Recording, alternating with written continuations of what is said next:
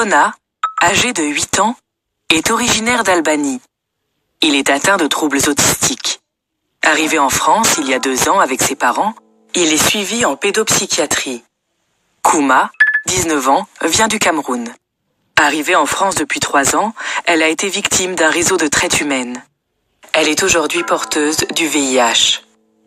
Zaïm, jeune Irakien de 27 ans, est en France depuis moins d'1 an. Il a été débouté de sa demande d'asile et souffre d'un état de stress post-traumatique. Jonah et ses parents, Kouma, Zaïm, ont en commun de solliciter un titre de séjour en France, vie privée et familiale, pour raison de santé. Ce titre peut être délivré à l'étranger résidant habituellement en France si son état de santé nécessite une prise en charge médicale dont le défaut pourrait avoir pour lui des conséquences d'une exceptionnelle gravité et si, eu égard à l'offre de soins et aux caractéristiques du système de santé dans le pays dont il est originaire, il ne pourrait pas y bénéficier effectivement d'un traitement approprié. Jonah et ses parents, Kouma et Zaïm, se rendent à la préfecture pour y déposer leur demande de titre de séjour. Certaines préfectures demandent que ce rendez-vous soit pris sur Internet. Pour enregistrer leur demande, la loi précise qu'ils doivent fournir un certain nombre de documents. Ils doivent également pouvoir justifier de leur résidence en France depuis plus d'1 an. Tout document qui couvre cette période est recevable, comme des documents officiels publics, des attestations de prise en charge AME ou des certificats de scolarité. La liste des documents demandés peut varier en fonction des préfectures. Aucune information portant sur l'état de santé ne doit être communiquée ou remise en préfecture. La préfecture leur remet une notice sur la procédure à suivre, un certificat médical vierge et une enveloppe secret médical comportant l'adresse du service médical de l'Office français de l'immigration et de l'intégration, l'OFII. Une attestation leur est délivrée après le dépôt de la demande. Les parents de Jonah font cette démarche pour obtenir un titre de séjour, vie privée et familiale, et pouvoir rester auprès de leur fils. Afin de remplir leur dossier, les demandeurs doivent faire établir un certificat médical relatif à leur état de santé. Celui-ci doit être rempli par le médecin habituel du demandeur ou un médecin praticien hospitalier. Le dossier comprend 3 parties: renseignements administratifs, pathologie somatique et psychiatrique. Les difficultés d'accès aux soins ou aux traitements dans le pays d'origine peuvent être soulignées par le médecin au regard de la situation personnelle du demandeur. Le dossier doit être daté, signé, paraphé avec le cachet du médecin et contenir les informations les plus complètes possibles. Tout document de santé complémentaire, comme des résultats d'analyse, d'examen ou des comptes rendus d'hospitalisation, peuvent être joints au dossier et être mentionnés dans le certificat. Le demandeur, ou le médecin avec son autorisation, envoie le certificat rempli sous pli confidentiel dans l'enveloppe secret médical au médecin référent de l'OFII. Les associations de conseil juridique préconisent aux demandeurs d'envoyer leur dossier en recommandé avec accusé de réception et au préalable d'en conserver une copie. Pour examiner le dossier, le médecin de l'OFII peut demander des informations complémentaires au médecin ayant rempli le certificat médical, demander des examens complémentaires, convoquer le demandeur pour une visite médicale.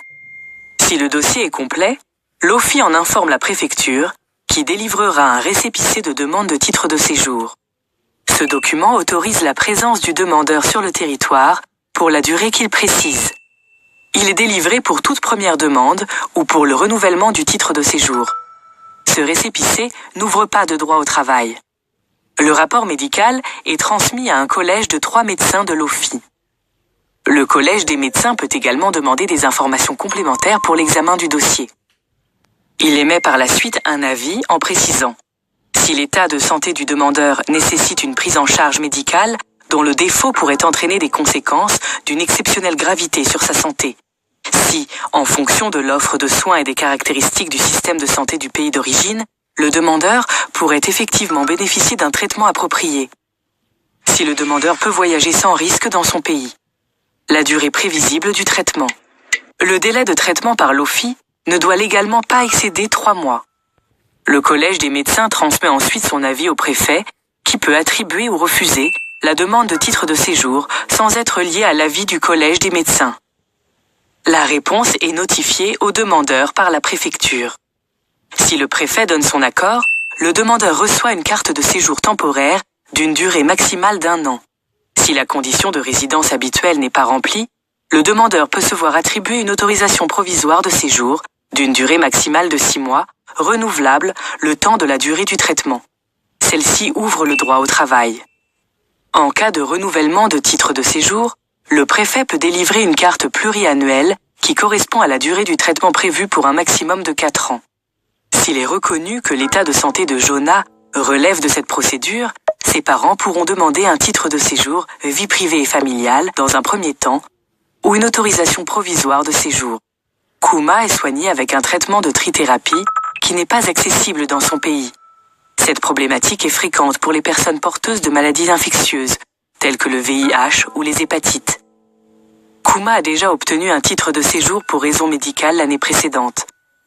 Quelques mois avant que celui-ci n'expire, elle demande un renouvellement de son titre de séjour. Il est légalement possible de demander un titre de séjour pour soins alors qu'une demande d'asile est en cours ou est rejetée, comme dans le cas de Zaïm qui est débouté. Néanmoins, certaines préfectures refusent de recevoir les 2 types de demandes simultanément.